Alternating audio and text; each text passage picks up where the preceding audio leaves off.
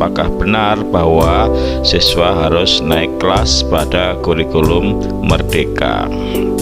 Nah, untuk menjawab itu, marilah kita pelajari keputusan Mendikbud nomor 262/M/2022 halaman 70 yang sering disebut dengan Kepmen 262.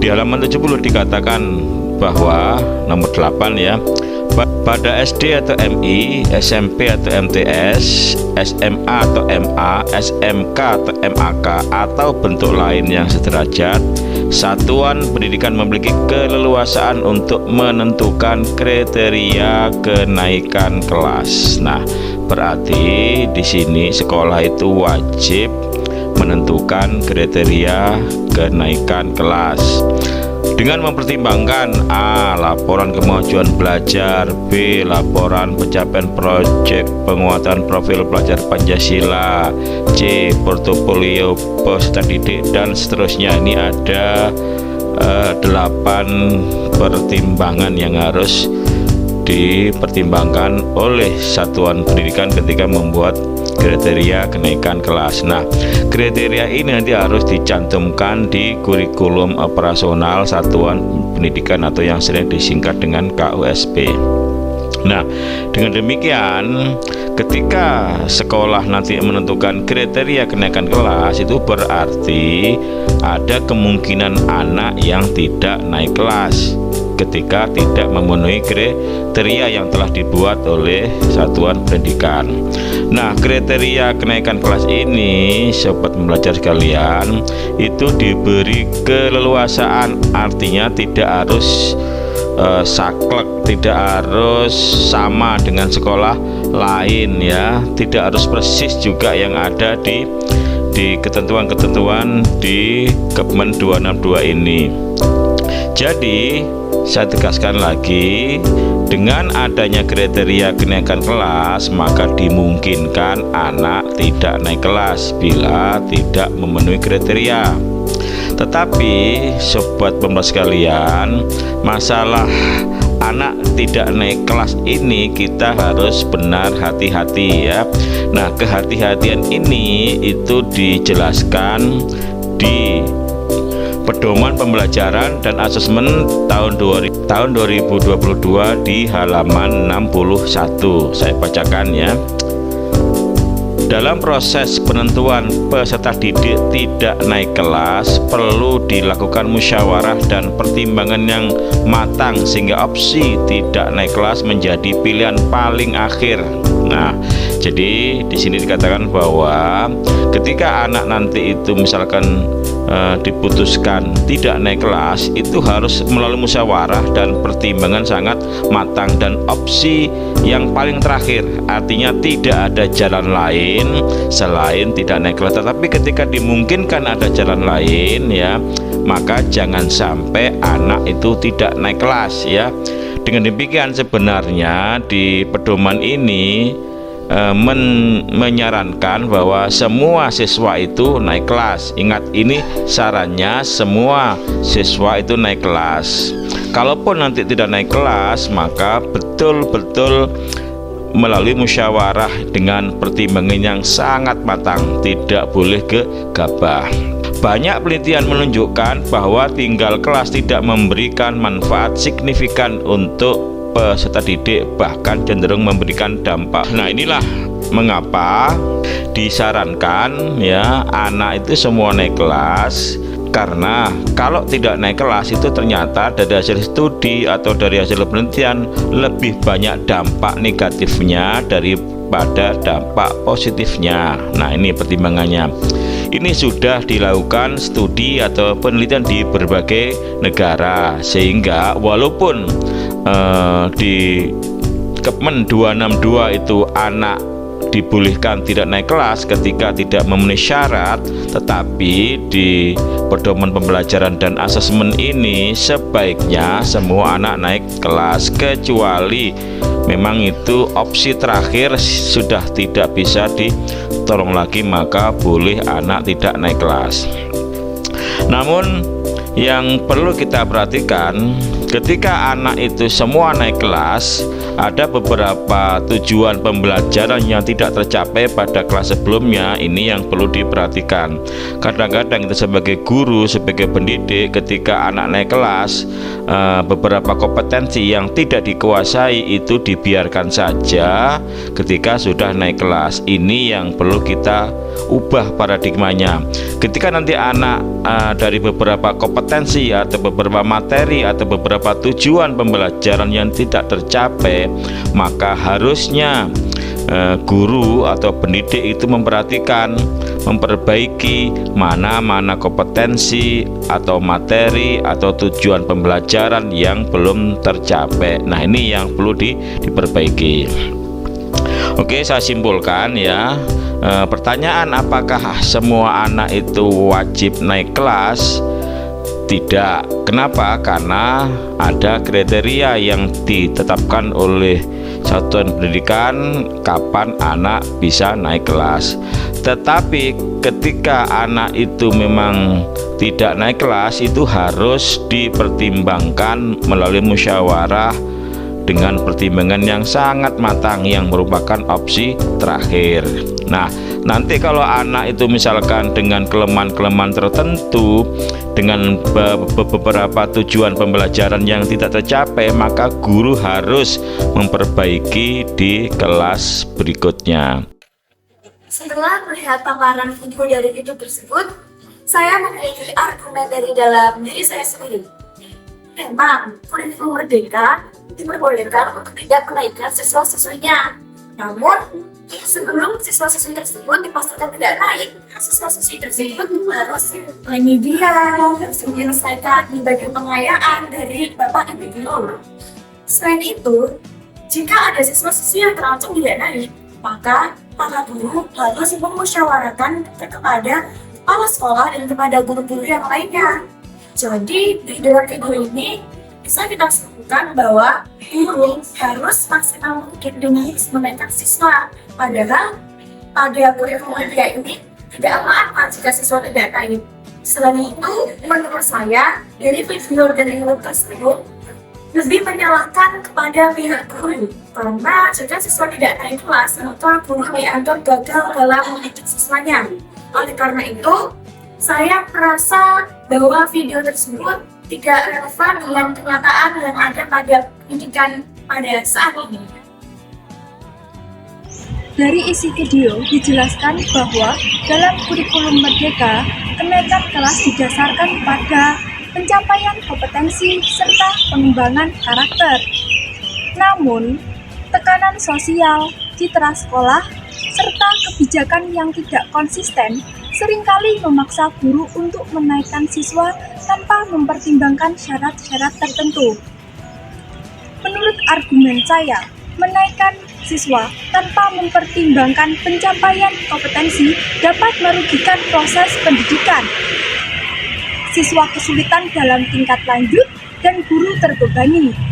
Jadi, kenaikan kelas harus didasarkan pada kompetensi nyata, bukan hanya sekedar formalitas. Saya setuju dengan tayangan YouTube mengenai kriteria kenaikan kelas pada kurikulum merdeka. Karena penentuan kenaikan kelas memang didasarkan pada berbagai pertimbangan, seperti penilaian yang dilakukan oleh guru, serta kriteria yang ditetapkan oleh masing-masing satuan pendidikan. Guru memiliki peran penting dalam menilai kemampuan dan perkembangan siswa dengan memperhatikan berbagai aspek yang relevan, seperti aspek kepribadian, akademik, dan keaktifan dalam proses pembelajaran. Selain itu, kebijakan sekolah pun turut menjadi dasar dalam menentukan kelayakan siswa untuk naik kelas. Dengan demikian, kenaikan kelas bersifat fleksibel dan menyesuaikan dengan kondisi serta pencapaian masing-masing siswa di setiap sekolah.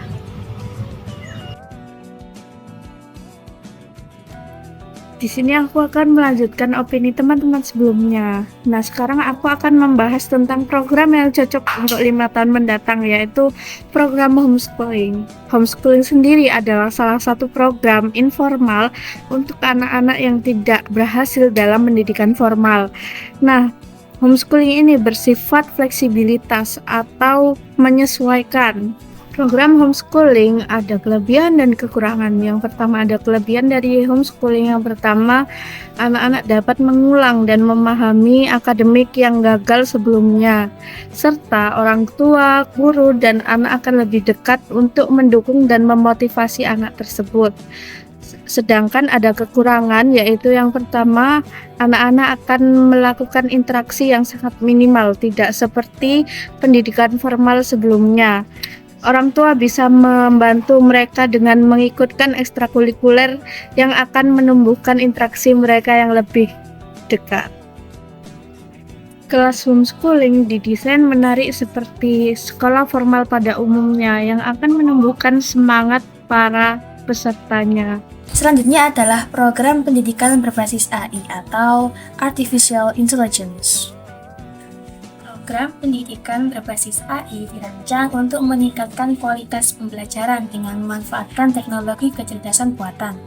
AI digunakan untuk membantu siswa memahami dasar-dasar literasi, numerasi, sains, serta ilmu-ilmu sosial melalui aplikasi pembelajaran adaptif yang dapat menyesuaikan materi dengan kebutuhan individu siswa. Pada program ini, guru menjadi fasilitator bagi siswa. Alat berbasis AI seperti tutor virtual dan platform kolaborasi mendukung pembelajaran yang lebih mandiri dengan guru memberikan umpan balik real time kepada siswa. Program ini juga menekankan pentingnya etika dalam penggunaan AI, membekali siswa dengan pemahaman kritis terhadap teknologi yang mereka gunakan. Berikutnya adalah kebijakan magang bagi mahasiswa dan juga siswa SMK. Program ini dapat menjadi langkah yang positif bagi mereka yang akan menghadapi dunia pekerjaan. Program ini dapat memberikan sebuah pelatihan yang sesuai dengan minat dan juga bakatnya masing-masing, lalu disesuaikan dengan kebutuhan industri. Program ini juga dapat menjadi tempat untuk mencari relasi yang nantinya akan berguna bagi mereka dalam dunia pekerjaan.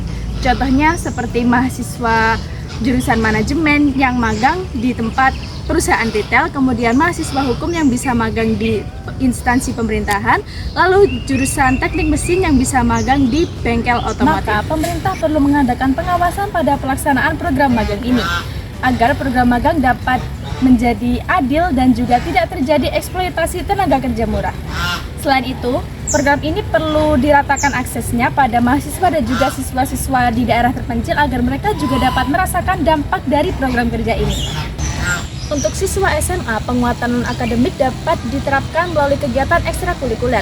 Kegiatan ekstrakurikuler ini penting bagi mereka untuk mengembangkan soft skill seperti kepemimpinan, kerjasama, dan juga komunikasi. Kegiatan yang berkaitan dengan olahraga, seni, kebahasaan juga dapat membantu mereka untuk lebih siap terjun ke dunia pekerjaan. Dengan pengelolaan yang baik, program magang maupun kegiatan ekstrakurikuler dapat mencetak generasi unggul yang tangguh, kreatif, berkompeten, dan juga mandiri, dan lebih tepatnya siap untuk terjun ke dunia pekerjaan hingga masyarakat. Dengan kebijakan kurikulum merdeka yang memperbolehkan peserta didik tidak naik kelas merupakan suatu keputusan yang tepat, tetapi semua juga harus sesuai dengan ketentuan yang telah ditetapkan. Ketika peserta didik tidak naik kelas, bukan berarti dia bisa berubah, karena pada realitanya peserta didik yang tidak naik kelas sudah memiliki dampak negatif yang begitu besar. Maka dari itu, peserta didik yang nilainya kurang memenuhi namun tetap dinaikkan, seharusnya seorang guru harus memberikan perhatian yang lebih kepada peserta didik tersebut dan jangan malah dibiarkan begitu saja. Saya setuju dengan dilanjutkannya kebijakan kurikulum merdeka mengenai siswa yang tidak memenuhi kriteria naik kelas tetap dinaikkan kelas. Karena siswa yang tidak naik kelas seringkali mengalami konsekuensi yang merugikan. Kurangnya motivasi belajar menjadi salah satu masalah utama. Hal tersebut menyebabkan kegagalan dalam mencapai target akademik dan memicu rasa frustasi dan pesimisme, sehingga siswa cenderung pasrah dan enggan berusaha lebih keras untuk mencapai kompetensi yang diharapkan. Akibatnya, prestasi belajar siswa stagnan atau bahkan berkurang, dan kemampuan kognitif mereka tertinggal dibandingkan dengan teman sebayanya. Sementara itu, stigma negatif yang melekat pada siswa tinggal kelas dapat mengurangi rasa kepercayaan diri mereka. Teman sebaya, guru, bahkan orang tua cenderung memandang mereka sebelah mata. Hal tersebut dapat menyebabkan siswa yang tinggal kelas merasa terisolasi dan tidak maksimal dalam berinteraksi sosial. Penelitian PISA tahun 2018 dalam buku Prinsip Asesmen, Pengelolaan Hasil dan Mekanisme Kenaikan Kelas menguatkan argumen saya, di mana siswa dari kalangan menengah ke bawah lebih rentan mengalami tinggal kelas. Kondisi ekonomi yang sulit semakin memperparah situasi, karena keluarga harus menanggung beban biaya tambahan untuk mengulang tahun ajaran. Dengan demikian, siswa tidak naik kelas adalah kebijakan yang tidak efisien. Namun, solusi yang dapat diberikan terhadap siswa yang tidak memenuhi kriteria untuk naik kelas, yaitu dapat diberikan bimbingan oleh para pengajar sebelum memasuki tahun ajaran baru. Sehingga siswa yang kurang memenuhi kriteria tersebut memiliki pemahaman yang sama mengenai materi pembelajaran, supaya siswa tersebut tidak tertinggal dengan siswa yang lain. Kebijakan kurikulum merdeka yang memperbolehkan siswa tidak naik kelas perlu dilanjutkan, karena hal ini dapat menjadi perhatian yang cukup penting terhadap perkembangan individu siswa. Dengan adanya sistem pendidikan yang beraneka ragam, dapat membuat siswa mengalami kesulitan mengikuti ritme pelajaran yang sama. Serta, dengan kebijakan ini juga dapat membantu siswa untuk memahami materi secara mendalam, dan dapat membuat mereka lebih percaya diri dalam menghadapi tantangan yang lebih tinggi lagi. Selain itu, guru juga dapat lebih fokus terhadap perkembangan metode pengajaran, sehingga siswa dapat mengikuti pelajaran dengan gaya dan juga cara belajar mereka sendiri.